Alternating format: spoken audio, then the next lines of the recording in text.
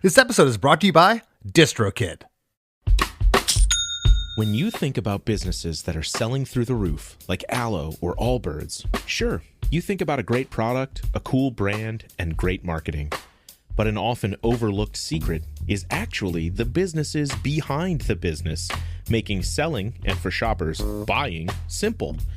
For millions of businesses, that business is Shopify. Nobody does online business better than Shopify.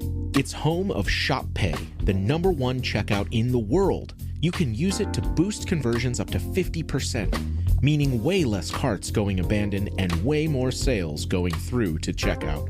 Sign up for your $1 per month trial period at shopify.com/income, all lowercase.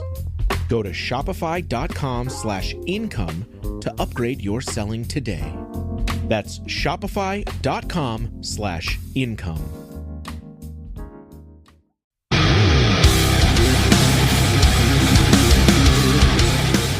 Hey everybody, today's guest is Jesse Leach, lead vocalist for the Westfield, Massachusetts metalcore band Killswitch Engage.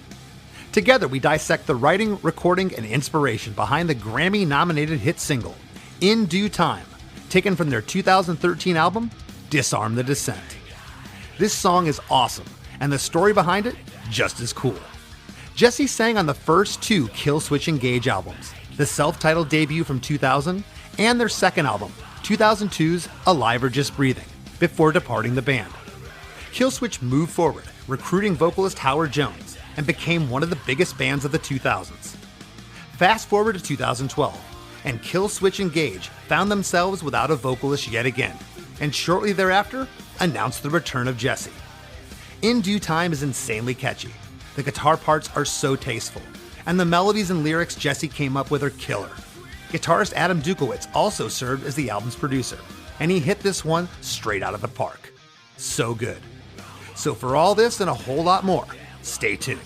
Hey, hey, have you heard? Chris DeMakes a podcast. Hey, hey, have you heard? Chris DeMakes a podcast. Hey, hey, have you heard? Chris DeMakes a podcast. Hey, hey, have you heard? Chris DeMakes a podcast. Well, what's up, Jesse? How's it going? Yeah, really good, man. It's a pleasure and an honor. The Killswitch Engage camp plays Less Than Jake. Our tour manager, Alan Hunt, is a massive fan, and I've stood side stage and skanked and sang along to you. I love that a band like Killswitch Engage, it sounds like they could just with one hand kick my whole band's butt. These guys listen to Less Than Jake. That's flattering. And I listen to your band. I'm super excited to talk about this song. And I know on the show here, Jesse, we like to keep it song-centric. We stick to a topic. I don't get into too much fact-checking and things of that nature. And you've certainly, since you got back in the band, have answered all these questions. But for everybody listening, you sang on the first 2 Killswitch records, and you had left the band. Howard Jones took over, not the 80s pop icon that we had on the show, a different Howard Jones, equally as cool, though, in his own way. And the band did a bunch of records. Their last one with Howard was in 2009, and in January of 2012, Howard had left the band, and you returned. And you get back in the band after being gone for 10 years, and we're going to break down arguably one of the biggest Killswitch songs of your career. What was that like to come back and just be accepted again and have this song blow up and be Grammy nominated? Unreal. It still feels unreal after all these years. After I left the band, I went straight back into working blue collar jobs, working class kind of stuff, which was good for me. Not just for my mental, but being a musician too, I grew a lot. So it was really good.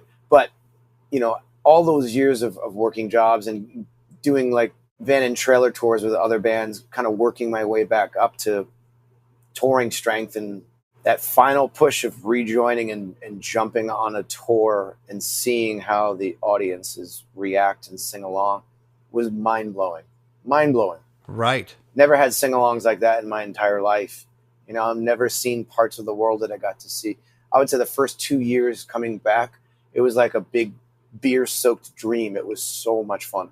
Oh, I could imagine. And now, you know, again, without getting into too many details, you left the band, but did you have a withdrawal period where you missed it? Where you're like, what did I do? Was there any of that?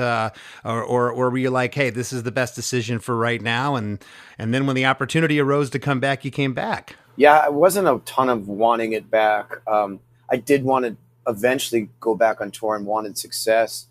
I was in another band called Seamless, and we had label interests, and we were starting to hit the road again. And that's kind of when I fell in love with touring again, was doing it on a much different style of music, more stoner rock, kind of Sabbathy, Soundgarden kind of stuff, which was a nice departure because the lens of Killswitch was so far away from me. They were blowing up, and I was able to sort of work out all the kinks of my voice and my mind, and, you know, realized that I had some mental issues I had to work on, and it all happened how it was supposed to happen. And it really, truly felt like that.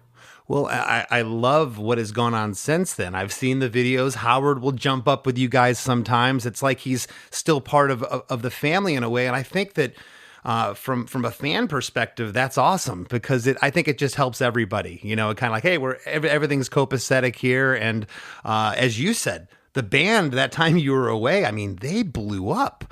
And you had to not only come back and be like, okay, I'm making a new record, but I got to fill the shoes of the last guy too. That's a lot of pressure. Yeah. And I definitely had a hard time mentally with that, and vocally too, to be fair.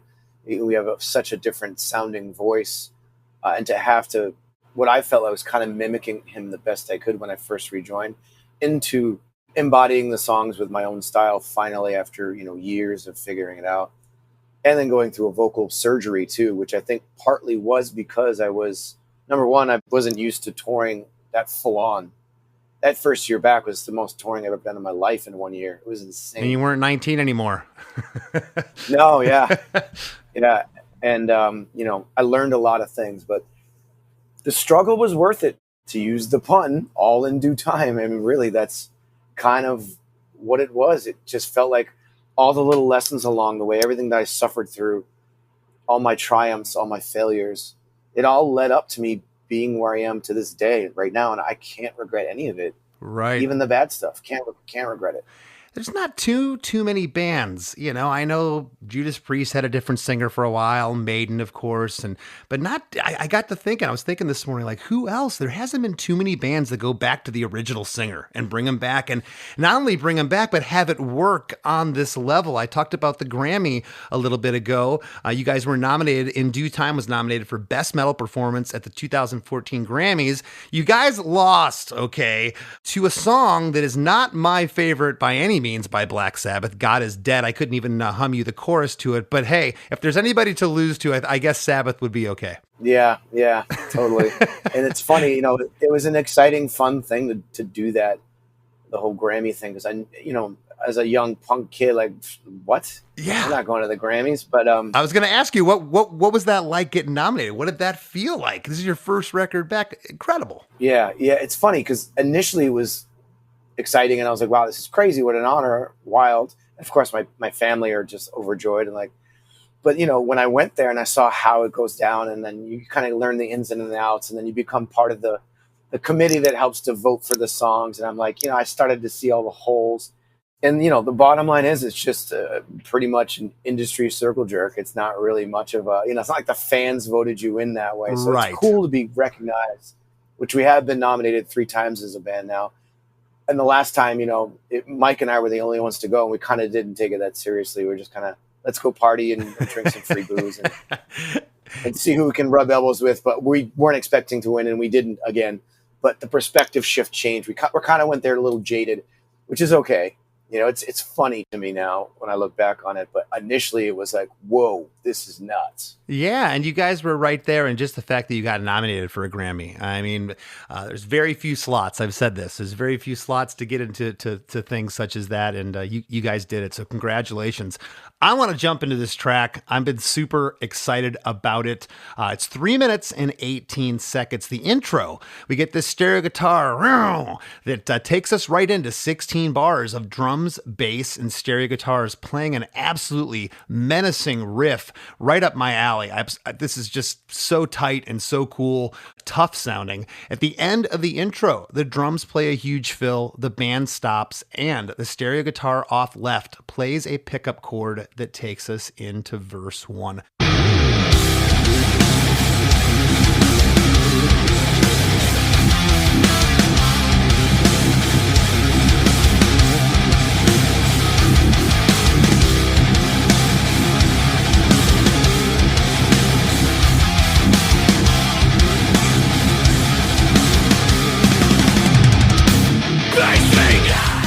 Was any of this music pre-written before you came back? Because your guitarist, Adam, he also has produced or had a hand in producing pretty much every record that you guys have done. So was this something that was laying around, or did you work on this with the band? Yeah, when I returned to the band, they had 8 songs already written.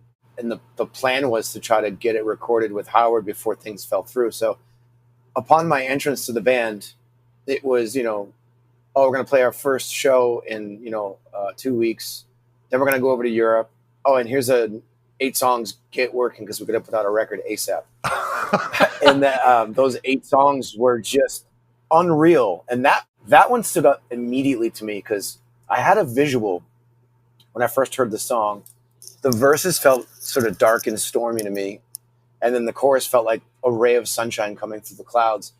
So that's kind of how I approached it. Like, I want to make this song very much like a yin and yang. Like, I want to talk about the anxieties and the darkness of struggle, but then I want a ray of sunshine coming through the clouds. And it's like, oh, we'll figure it out. It's going to be all right.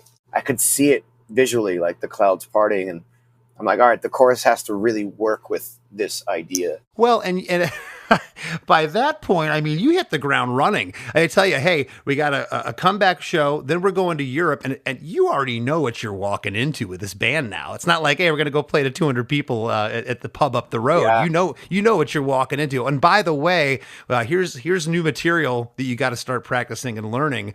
I imagine it was overwhelming but exciting. Yeah, definitely both. But, again, having gone back to the working class for so long and then struggling on tour with Seamless, I left that band like just broke, lost my house that I had owned. I lost everything, fell flat on my face, was valet parking cars to just make it through. And then this comes in, and pretty much the opportunity of a lifetime. So that excitement and my joy far outweighed any sort of like dread or nervousness of like, oh my God, I'm going to fall on my face. I'm like so determined to just give it my all. And that excitement carried me through for years. I love that. If you go back to your first records that Adam Dutkiewicz was producing, I mean, they sound awesome. To me, I don't know him. He seems like he's like the mad scientist. I think his productions just keep getting better. The previous album, they had worked with Brendan O'Brien, which, we all know where Brendan comes from. His stuff sounds great, but I don't know. There's something about this record mixed with the melodic chorus of this song. I mean, I know there's been melodic parts, but I really feel like you guys broke new ground with this track. Yeah, it does feel unique when you look at the grand scope of things.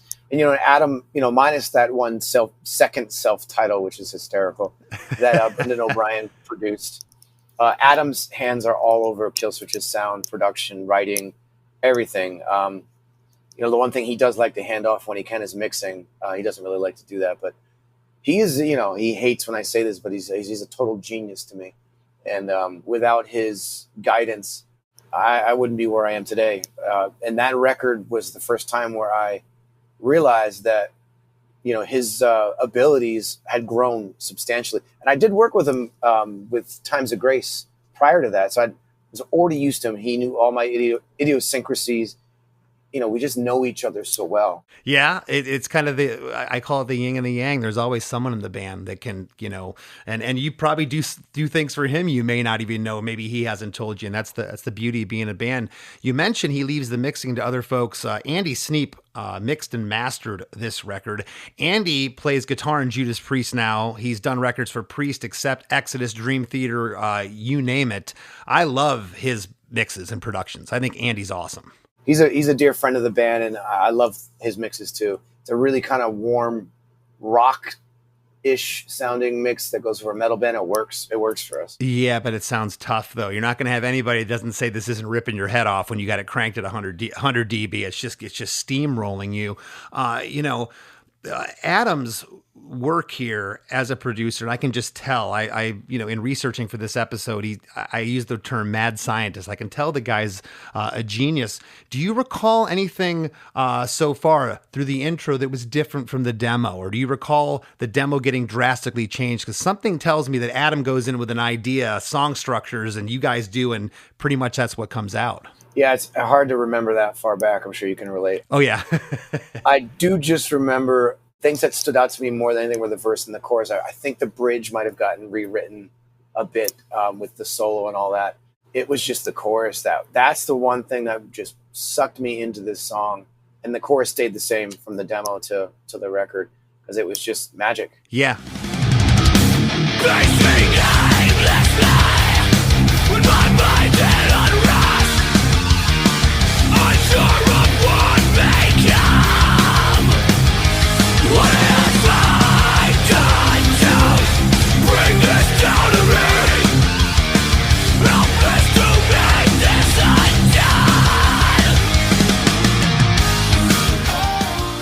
Pacing aimlessly with my mind at unrest, unsure of what may come. What have I done to bring this down on me? Helpless to make this undone. Yeah, it's anxiety, being a person. And I've gotten better at it over the years, but I'm one of those people that if something's going on in my life, I lose sleep. I'm up at night. I'm thinking about it. I'm trying to solve problems. I'm, existentially looking up to the heavens going, why? Like, why is this happening right now? How do I solve this? So just the idea of painting a picture of high anxiety, the pacing, the losing sleep, all that stuff. It just, to me, again, sonically, it sounded dark. That riff, the verse just sounded dark. And I'm like, there it is, anxiety.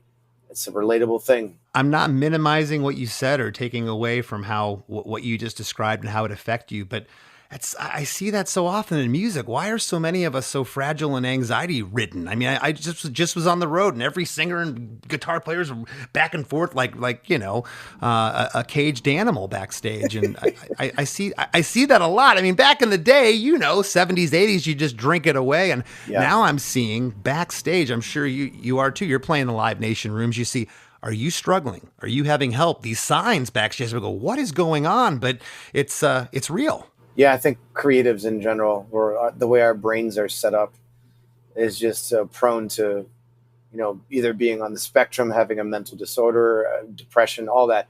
It comes with the gift, Right. The brain of a creative is definitely not normal. So yeah, you have to kind of embrace it. It is what it is, man. Yeah.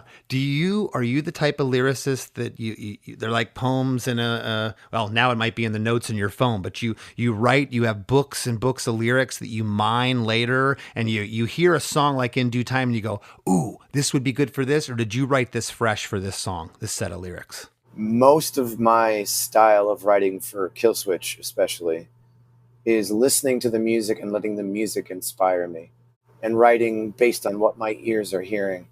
I do write poetry pretty much like I'd say once a week or so when I'm in the zone. And I do have notebooks.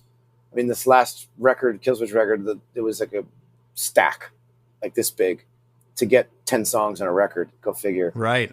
So to me, it's writing like a maniac and just mining through my writings and finding the lines that work, which is a process that I'll either do on my own, or I'll just call in Adam and be like, hey, I've got a cool idea. It's on a couple of sheets of paper, but I kind of need your help to help me get to the point here. Yeah. And I've always said that. I've never just relied on myself. That's why I like being in a band. I don't do solo records, because I rely on my team around me. Sometimes I'll have a good starting idea, but it's not quite there, and they can help me flush it out. Lots of cool things going on here in verse 1. Drums, bass, stereo guitars. The stereo guitars are what I call trilling. It's also known as tremolo picking. There's great low chords here mixed with these high runs. So you're getting these drop C, these huge chords. And for those listeners, listening, drop C tuning is just you're dropping 2 whole steps down to the key of C rather than standard tuning E, and in this case, it just makes it sound so heavy here. On the line, on the word unrest, at the end of the first lyric in verse 1, we get a pinch harmonic on the guitars, very Zakk Wylde-esque. On the third line, what have I done to bring this down on me?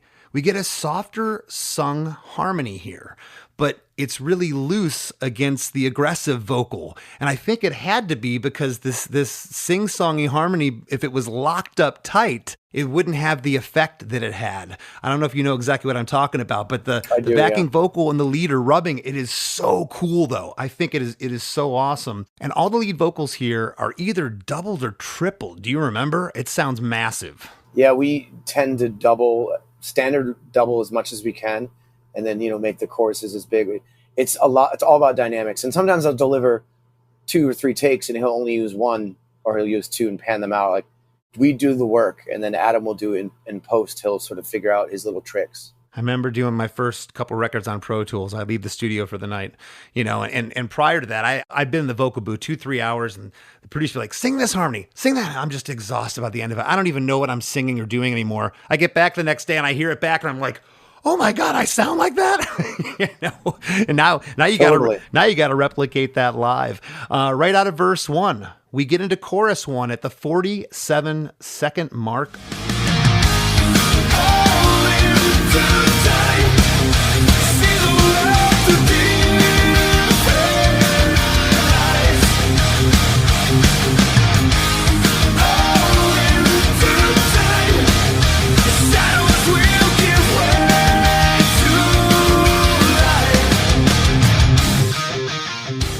All in due time. See the world through different eyes. All in due time. The shadows will give way to light. Yeah, I mean, the first thing that sticks out is the metaphor of the night and the day, wanting to have that light part through the clouds. And also, that phrase, in due time, it just felt like it's such a common thing, like an old wise thing to say.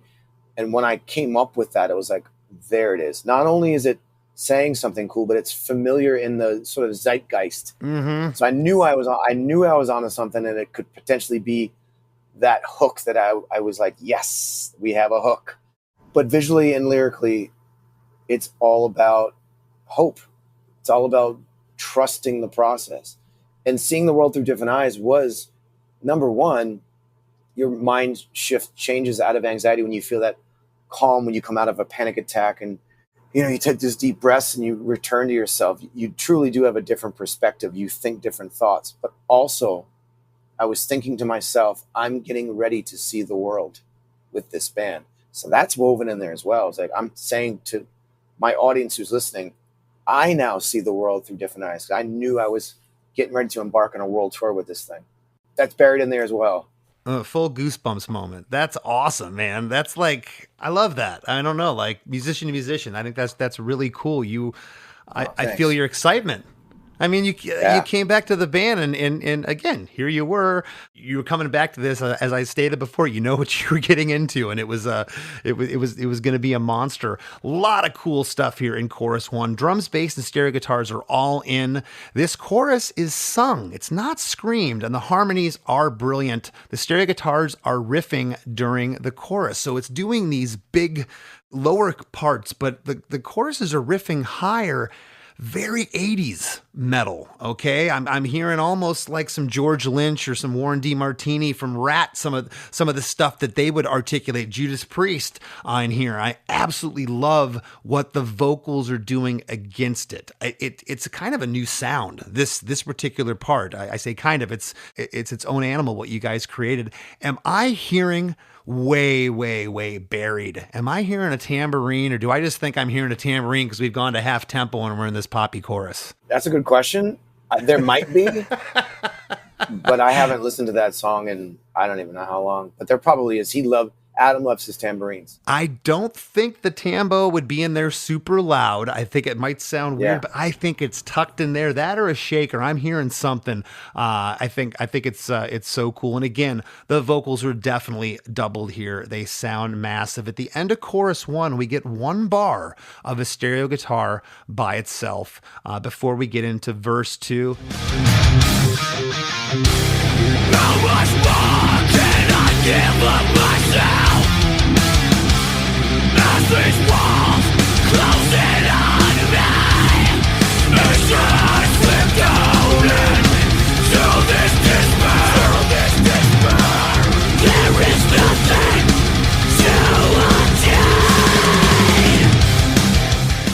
to attain. How much more can I give of myself as these walls close in on me? As I slip down into this despair, there is nothing to attain.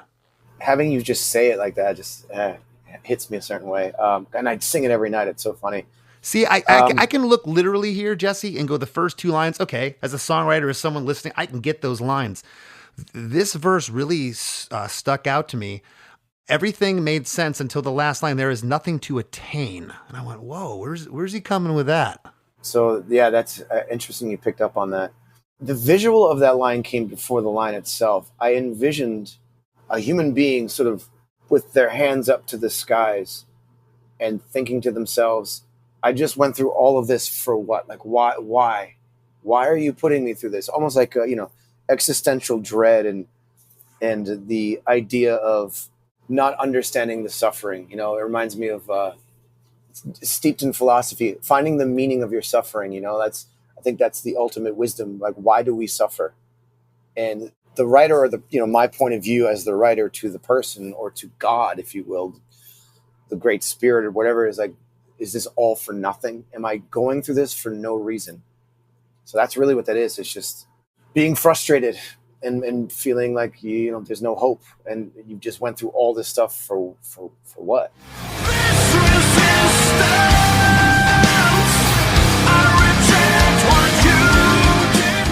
Hey everybody, don't go anywhere. We got lots more coming up with Jesse Leach after a few words from our sponsors.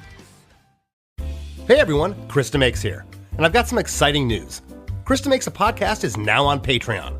Your support is what keeps this show going, allowing us to bring you deep dives into amazing songs from incredible artists every week. When you join our Patreon at chrisdemakes.com, you'll get instant access to hundreds of episodes of The After Party, our weekly bonus show where producer Chris Fafalius and I talk music history, trivia, tour stories, classic albums, and whatever else comes to mind. Plus, you'll get early ad-free episodes of Chris DeMakes a Podcast, unedited video versions of each episode, and, of course, a brand new episode of The After Party every single week. If our show brings you a little joy, help us keep it going strong for just a couple bucks a month at chrisdemakes.com. Not ready to commit? No problem. You can sign up for a free membership while you decide. Thanks so much, everyone, and I hope to see you all at the After Party. Looking to elevate your music career? DistroKid is a digital music distribution service that enables musicians to distribute their music to online stores and streaming platforms such as Spotify, Apple Music, YouTube Music, Amazon, Tidal, and many more. DistroKid collects earnings and payments, sending them to you, the artist. With DistroKid, artists unlock a world of possibilities. From easily paying collaborators with splits to securing your music with DistroLock, DistroKid covers all bases. Plus, you can promote your releases with Hyperfollow and create eye-catching visuals with a Spotify Canvas generator, all for free. But that's not all. Introducing the DistroKid app, now available on iOS and Android. Artists can manage their releases, view streaming stats, and withdraw earnings, all from the palm of their hand. And for those looking to perfect their sound, check out Mixia. With its simple interface and customizable mastering options, artists can make their music sound polished and professional within minutes. And don't forget about Instant Share, DistroKid's newest feature. Share large files securely with collaborators, producers, and more, ensuring your music streams at the highest quality. Ready to take your music to the next level? Download the DistroKid app and explore their suite of tools today. Plus, listeners can enjoy 30% off their first year by visiting distrokid.com/VIP/DeMakes. That's distrokid.com/VIP/DeMakes. Let's play Burlington's Guess That Price. Back to school means back to saving. We're bringing you kids' jeans starting at, hold on a minute, just $11.99. Burlington's acing this test. What about character backpacks? We've got them starting at $12.99. Burlington's done it again. How about sneakers for the kids? A-plus brands and right on trend starting at $11.99. Saving is now in session. Burlington, deals, brands, wow! Styles and selections vary by location. Eczema isn't always obvious, but it's real. And so is the relief from Ebglyss. After an initial dosing phase, about 4 in 10 people taking Ebglyss achieved itch relief and clear or almost clear skin at 16 weeks. And most of those people maintain skin that's still more clear at 1 year with monthly dosing. Ebglyss, lebrikizumab LBKZ, a 250 milligram per 2 milliliter injection, is a prescription medicine used to treat adults and children 12 years of age and older who weigh at least 88 pounds or 40 kilograms with moderate to severe eczema, also called atopic dermatitis, that is not well controlled with prescription therapies used on the skin or topicals, or who cannot use topical therapies. Ebglyss can be used with or without topical corticosteroids. Don't use if you're allergic to Ebglyss. Allergic reactions can occur that can be severe. Eye problems can occur. Tell your doctor if you have new or worsening eye problems. You should not receive a live vaccine when treated with Ebglyss. Before starting Ebglyss, tell your doctor if you have a parasitic infection. Searching for real relief? Ask your doctor about Ebglyss and visit ebglyss.lilly.com or call 1-800-LILY-RX or 1-800-545-5979. This episode is brought to you by State Farm. Checking off the boxes on your to-do list is a great feeling. And when it comes to checking off coverage, a State Farm agent can help you choose an option that's right for you. Whether you prefer talking in person, on the phone, or using the award-winning app, it's nice knowing you have help finding coverage that best fits your needs. Like a good neighbor, State Farm is there. This episode is brought to you by Amazon. Sometimes the most painful part of getting sick is the getting better part. Waiting on hold for an appointment, sitting in crowded waiting rooms, standing in line at the pharmacy, that's painful. Amazon One Medical and Amazon Pharmacy remove those painful parts of getting better with things like 24/7 virtual visits and prescriptions delivered to your door. Thanks to Amazon Pharmacy and Amazon One Medical, healthcare just got less painful. Lowe's knows to bring your vision to life, it's important to find the right color. That's why MyLowe's Rewards members get a free Valspar paint or exterior stain sample to test your look to confidently refresh your space. Offer valid in-store only 8/7 to 8/20. Limit 1 per customer while supplies last. Discount taken at time of purchase. See associate for details. Rewards program subject to terms and conditions. Details at lowes.com/terms. Subject to change.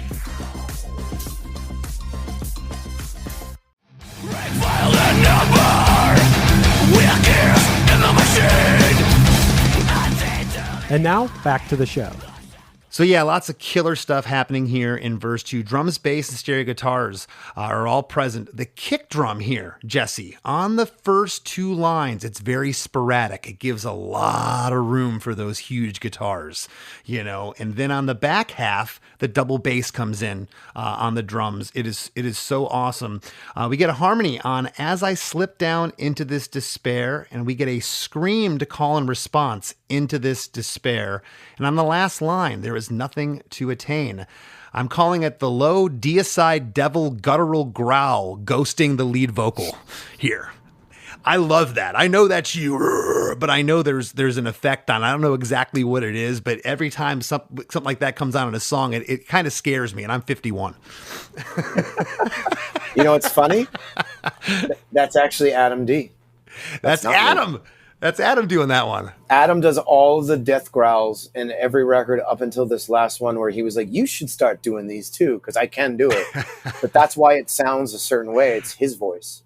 He's a beast. I've had some growlers on this show, and I've met a lot of friends over the years that are in bands that deliver the kind of vocal stylings like this. I don't know how you do it. I can scream for one song and then I'm hoarse for, what I'm calling screaming. I know some people think that I scream with my music, but not like this. And I know that you have to sing a certain way. And I definitely haven't figured that out. Right after verse 2. And I'll tell you something else about verse 2. I love this song is not cookie cutter and paste. It wasn't like, oh, here's verse 1. the tempos and everything in verse 2 were completely different than verse 1. And then before we go into chorus 2, we're getting what I'm calling the only pre-chorus in the song.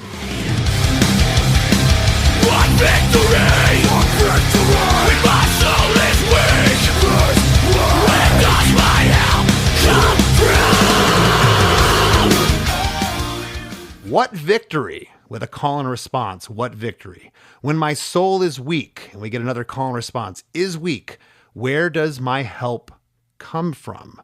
And you're ending this pre-chorus with a question. This is the son of a preacher man in me coming out. My spiritual path has definitely been unique, and my beliefs are my own, but I'm steeped in biblical references because of my upbringing. So to me, I envisioned somebody suffering, and I thought of the cross and Christ, and like, why have you forsaken me? You mentioned deicide, the beginning of Once Upon the Cross, Yeah. Why have you forsaken me? So that was kind of me, again, hands up to the sky, just this existential suffering, almost being angry at it. Like, why are you putting me through this? If you are real, why are you putting me through this? So just the most extreme heartache thing I could think to say. And it's a biblical reference, and I'm not dumb. I know when I add those in, there's a certain segment of society that really appreciates those little things. So it's just another way to weave in, pulling from my basket of influences. Yeah, well, we all come from somewhere, and it's funny. I've met a lot of musicians that come from a background of growing up, whether it was in the church or around religion, and obviously it's seeped into the pre-chorus here. The tempo picks back up here for pre-chorus 1. It also sounds like there's another guitar tucked way back that's playing octaves here, and on the last line, where does my help come from? On come from, we get a low growl vocal on that line. I'm assuming that's Adam. Yes. It's all about accentuations. Yeah. Well, he has this thing is like, if this something feels light, he was like, oh, we'll add some death vocals there, toughen it up a little bit. Toughen it up. Bring it back up to speed. Okay. Chorus 2, talking about not cookie cuttering it here, Jesse. This is different from chorus 1.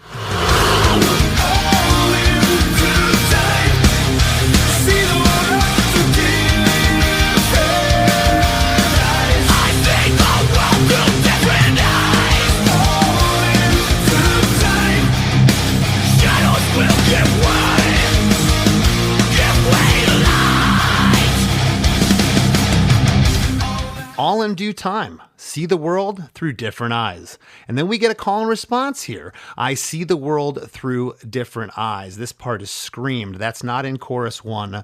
All in due time. Shadows will give way. Give way to light. So the lyric changes a little bit there in the back half. We get harmonies on all due time, different eyes, and on the second, all due time. The last lines here, way to light, does not have a harmony, but chorus 1 did. That was interesting to me. Didn't want to put a harmony here. Yeah, creative choices. It's just all about sometimes what you're not singing, to make the dramatic effect of the next section coming up, or to just have an emotional single voice thing. It's all about making it tasty. And you mentioned dynamics. We're all about that. We write fairly poppy stuff for the genre, but if you're really paying attention, which clearly you are, there's nuances and tastiness going on where we're really paying attention to it. And, sometimes it's Adam just going, this is how it has to be. And I'm like, agreed. And then sometimes we'll discuss and debate, like, should it be there? Should it be there? We'll move things around, listen to it, move it back over, and like really painstakingly figure out the dynamic. I love it. Well, where my brain goes, if there would have been a harmony there, I never would have said to you, hey, would you guys think about leaving the harmony off of the end of chorus 2? I never would have done it in reverse. But in this way, I noticed that it wasn't there. And that's why I asked. And, sometimes, as you said, it's about the way it makes you feel. It's like, I don't want the sweetness of a harmony here before we go into this next part. And I totally get that. After you say give way to light, there's a 2-bar instrumental part to set up the bridge. All that we suffer through leads to determination. The trials we all go through gives us the strength to get real. Something within us burns. Desire seems to win.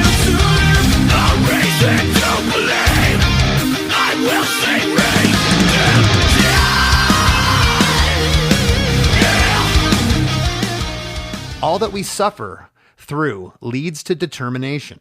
The trials we all go through gives us the strength to carry on.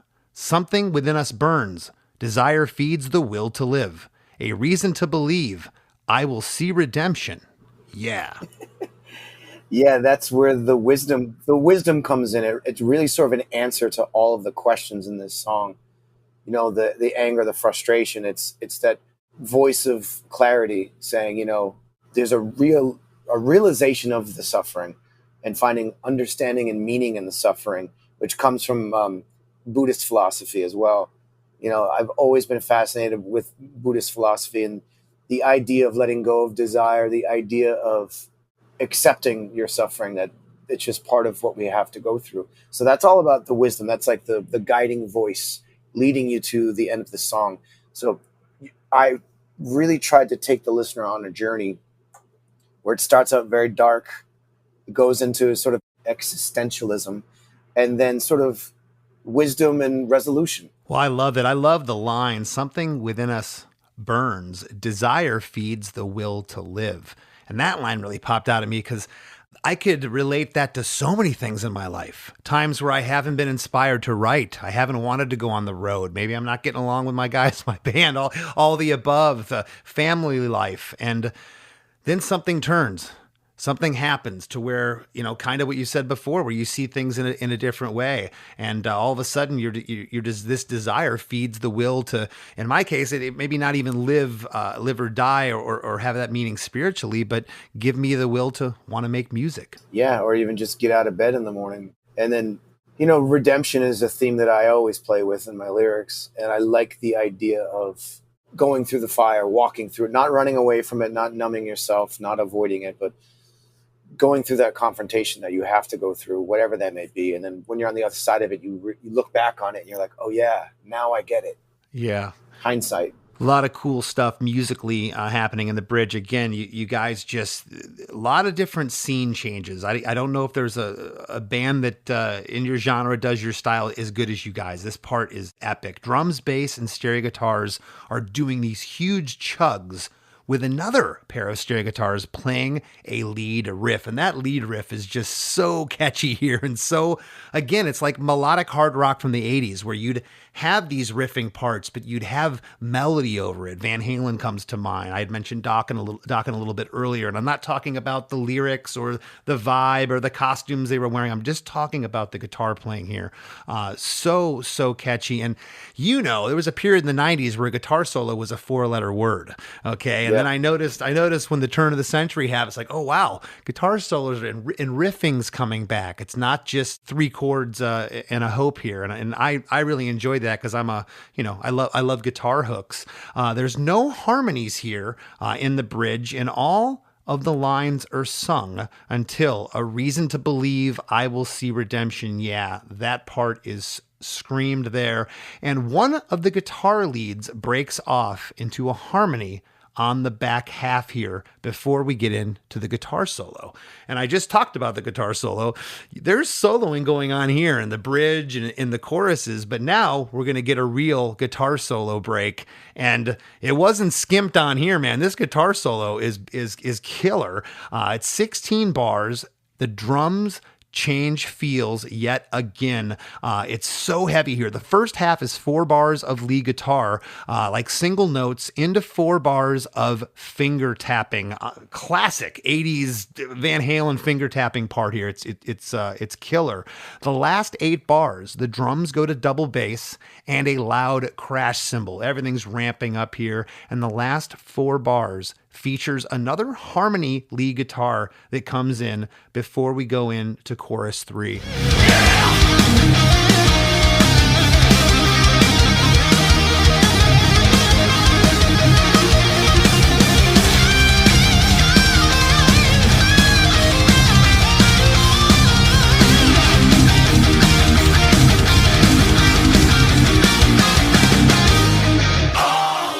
This part, how does Adam in the studio, how does he do his leads? Is it just kind of off the cuff and does a bunch of takes and comps, or does he come in with an idea and just rolls with it?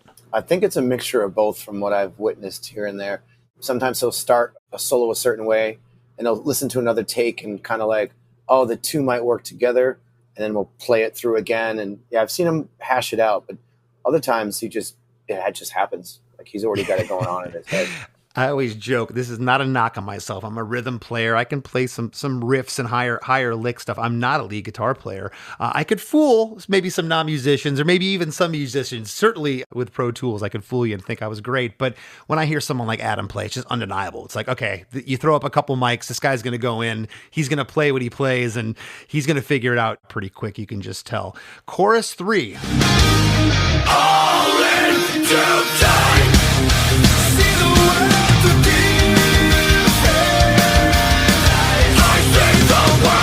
Different eyes, all in due time. The shadows will give way to light. All in due time. All in due time. See the world through different eyes. I see the world through different eyes. This is screamed this time, that call and response, with a clean harmony on it as well. That's awesome for this last chorus. That really elevates this part. We get another harmony on All in Due Time, and the shadows will give way to light. On Way to Light, we get a harmony, and there's a bunch of vocals on these last couple lines here. It's like you brought the kitchen sink in here, as we do. Yeah. Not too much more instrumental stuff. I don't think you needed it. Vocals, the vocal production here is fierce. Yeah, stacked vocals on that third chorus. It's kind of a nice trick and a way to get people like, even just the way the vocals lead into that, where, the drums drop out for a second. It's all about that hit, making sure that the listener hopefully gets chills. And it's like, wow, this is the big finish. It's all about that. And I love that. And Adam's really good at creating that, having, like we joked earlier, like doing tons of takes. And I'm like, ugh, we've been doing at this chorus for so long. What is going on? And then I'll hear the edit and the way he stacks it and moves things around. I'm like, wow, that's brilliant. Yeah, I mean, this is one of the catchiest choruses. It's just it's up there. It's great, and I know, like you said, when you stumbled across the lyric, and then when everything came together, with the stacking of the vocals, you had to be absolutely blown away. And thank you for doing my job for me. I probably should have been a doctor, Jesse. My chicken scratch over here. I did indeed, at the top of chorus 3, lead vocals and growl vocals alone with just the guitars before the band breaks in. Thank you for pointing that out. And then we get what I'm calling a 4-bar tag. You scream All in Due Time, and then 2 bars of just stereo guitars riff.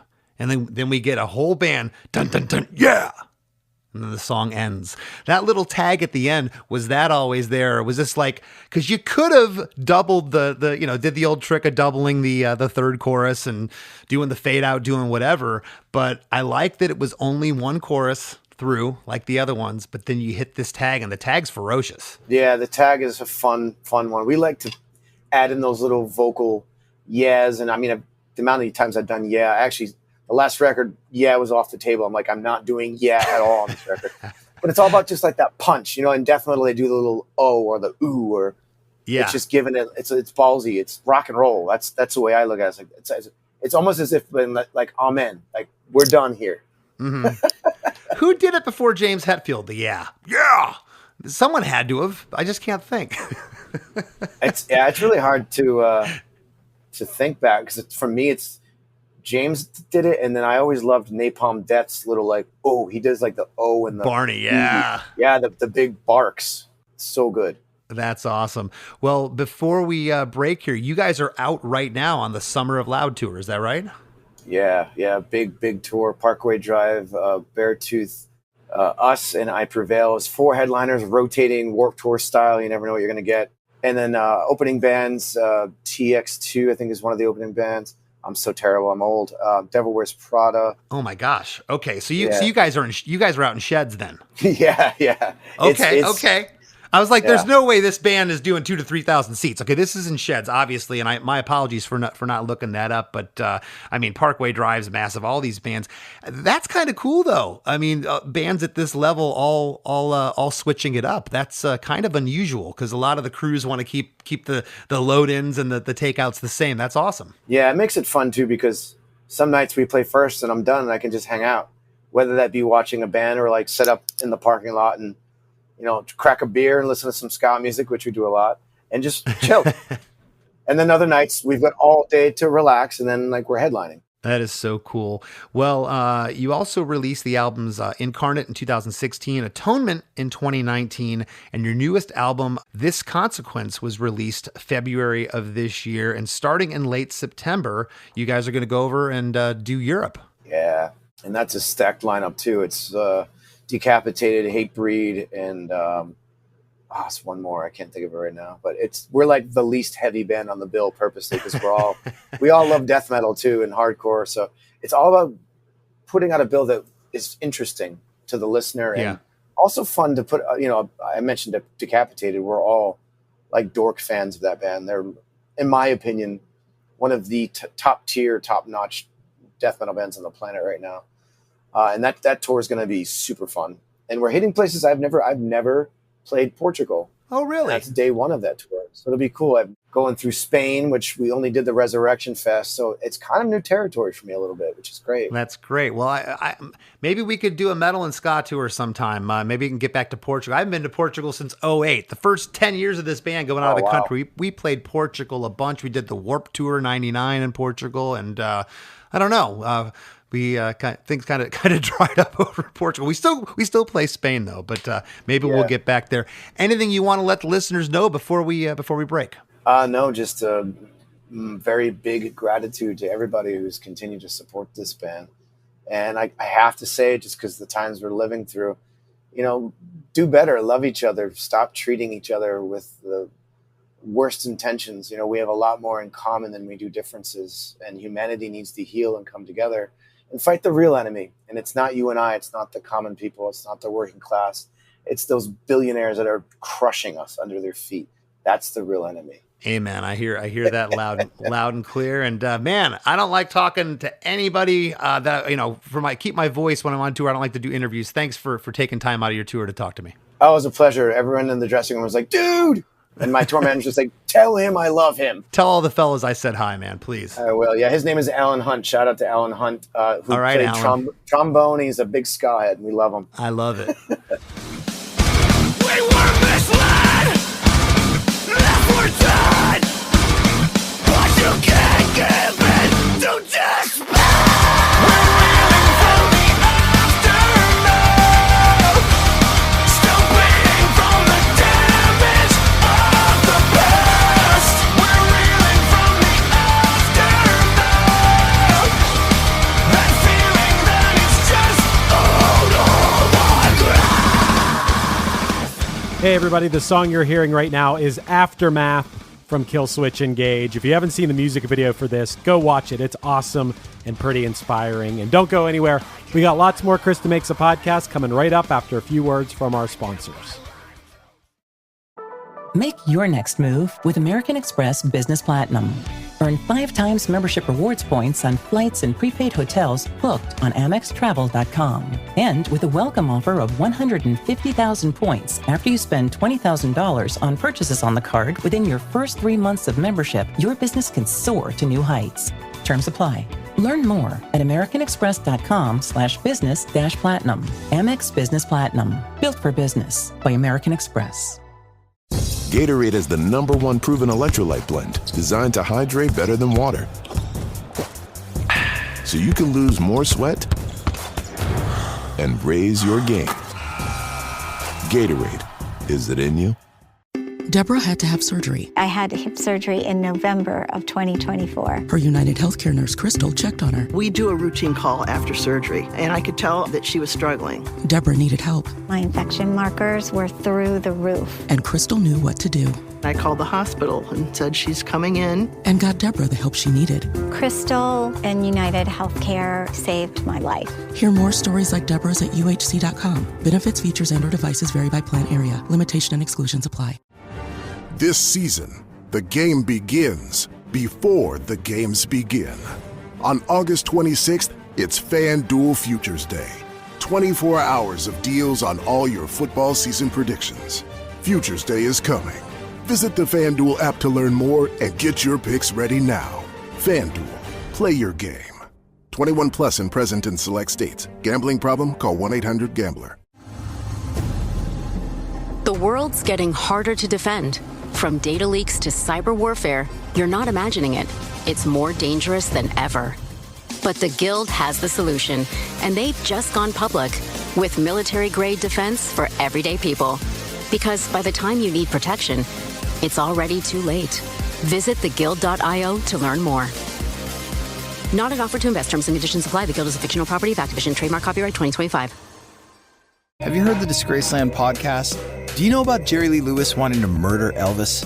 Or the hip-hop star who cannibalized his roommate? What about the murders AC/DC was blamed for? Or the suspicious deaths of Brittany Murphy and River Phoenix? These stories and more are told in the award-winning Disgraceland podcast hosted by me, Jake Brennan, every Tuesday, where I dive deep into the dark side of entertainment and the connection between music history and true crime. Blondie's lead singer, Debbie Harry, was shocked when she saw the man's photo in the newspaper. She recognized him. How could she forget? He'd given her a ride years ago, a ride she'd barely escaped from with her life. And now, here he was, right there on the front page, accused of kidnapping and killing at least 30 women. And now, Debbie Harry finally knew his name. Ted Bundy. Follow and listen to Disgraceland on the free Odyssey app or wherever you get your podcasts. Hey friends, have you been loving Krista Makes a Podcast? Well, spread the love by leaving a 5-star review on Apple Podcasts and Spotify. Don't hesitate to share what you enjoy about the show in an actual written review on Apple Podcasts. Not only does it help more people discover us, but we often read reviews in the wrap segment of the show. It's a quick, cost-free way to support us and takes just a minute of your time. Your reviews mean the world to us and help us keep the podcast thriving. Thank you for being a listener, and thank you for being a friend. As we near the end of the show, here's a band you might not know. Welcome to this week's Band You Might Not Know. If you'd like your band to be considered for Krista Makes a Podcast, email your best song via MP3 only and a short bio to bandyoumightnotknow@gmail.com. This week's featured artist is The Sound Off, a female-fronted punk alt-rock band from Winnipeg, Canada. This 4-piece band is set out to combine modern and classic influences to create a unique sound that is fresh but still familiar. Here's a snippet of their debut single, Collateral.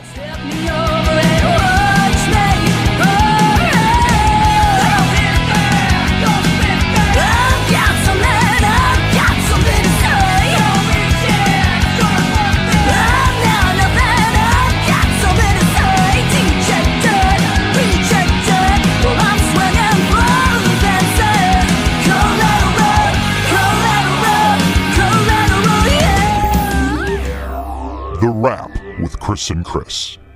Chris, I really loved the story in this episode with Jesse because he comes back to the band after being out for a pretty long time. He comes back to the band, and this song in specific, I think it's really cool you guys did this song because this is the song that they were Grammy nominated for, which, yes, I know Grammys are kind of whatever, but hey, man, I think that's cool as hell that you come back to the band and on your first album, you have a Grammy nomination. Not only are you playing in front of these giant crowds and you come back, that had to be such an amazing experience for him. Well, yeah, like I said, there's not too many original vocalists that come back that come back to a band. I mean, he even said it. I mean, their first 2 records, they did okay, but when he left the band, that's really when things just exploded for Killswitch. I mean, they were out doing every metal tour. They're one of the bands on the forefront of that scene. So he comes back, and like he said, they told him, "Hey, we got a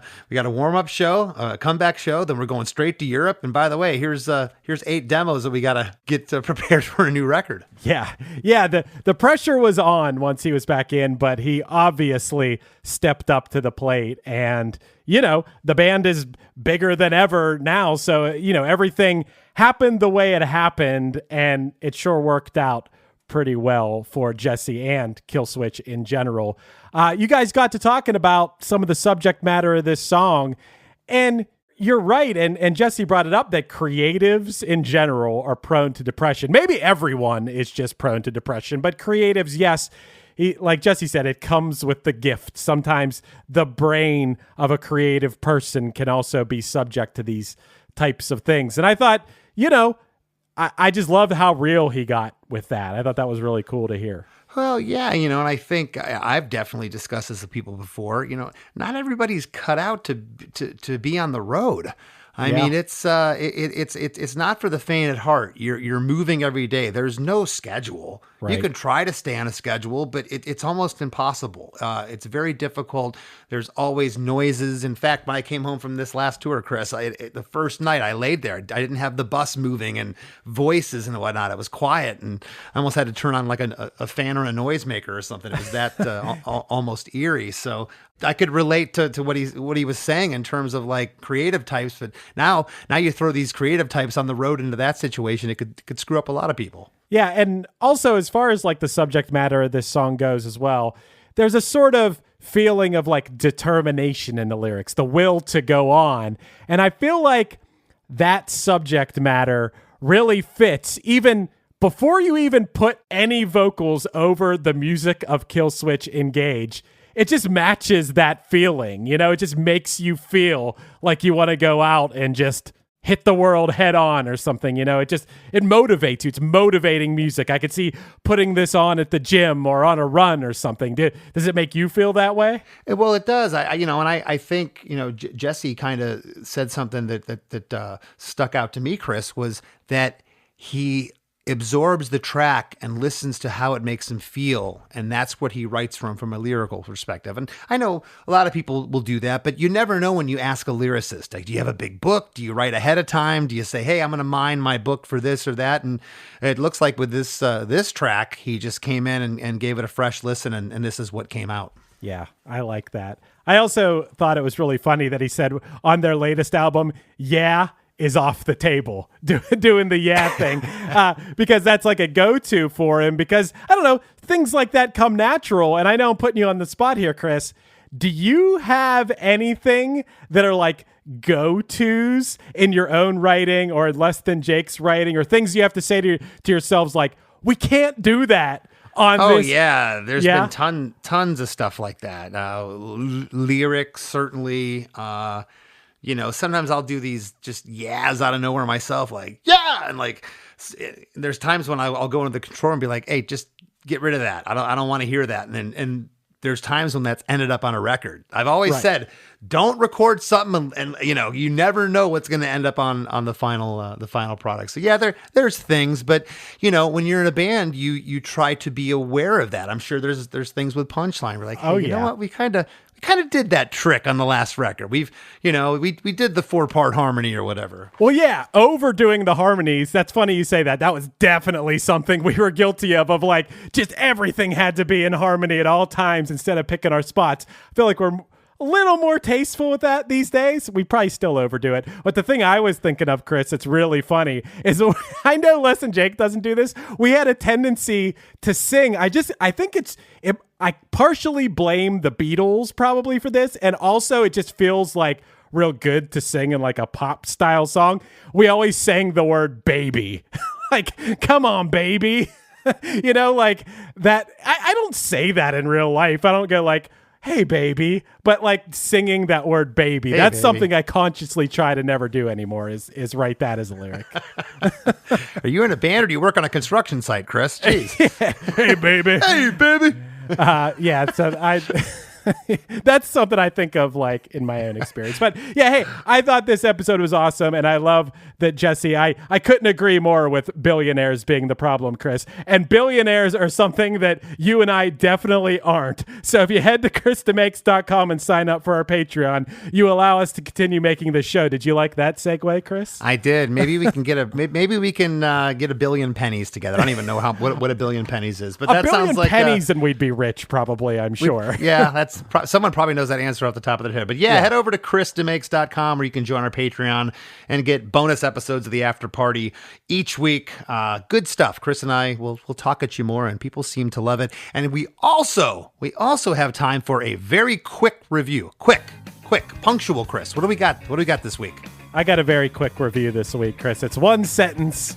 It's from Cheney JM, who said, great, gave us 5 stars, and said, love listening to the ins and outs of making some of my favorite songs.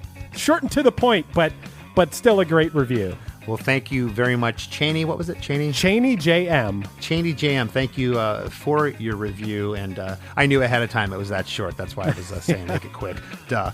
But, well, thank you. Yeah, keep those reviews coming. And thanks to everybody who supports us over at ChrisDeMakes.com to help us keep the lights on. And I want to thank this week's guest for not just listening to Less Than Jake and ska music, but for being a killer vocalist and lyricist. I'm, of course, speaking of Jesse Leach, sitting in with us this week. And yeah, we'll see you next week.